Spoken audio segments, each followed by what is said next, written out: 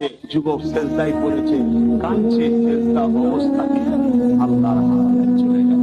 ইন্না লিল্লাহি ওয়া ইন্না ইলাইহি রাজিউন। পরের দিন সকাল হয়েছে, প্রতিবেশী সবাই বলছে, একে অপরে কানাকুটি করছে, আজকে আবার কে বেরোয় ঘর থেকে? কান মেয়েটা বেরোয়। কিন্তু আজ তার দরজার ঘুরায় দাঁড়ায় যাচ্ছে, দরজার ঘুরায় লিখা আছে, এই বান্দা গত রাত্রে তওবা করেছে। আল্লাহ পছন্দ করে।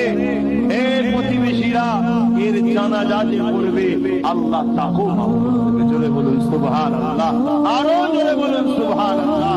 ভাবো যুবক, আমার আল্লাহ কত ভালোবাসে তোমাকে, আমাকে ভাবো। জানি হালকা বয়সে ভুল হয়, তোমার নবী তো, তারপরে দুনিয়ায় যেখানে যা করতে হয় আল্লাহ হালকা বয়সে ঠিক আছে। আল্লাহ সবাইকে প্রেম করে।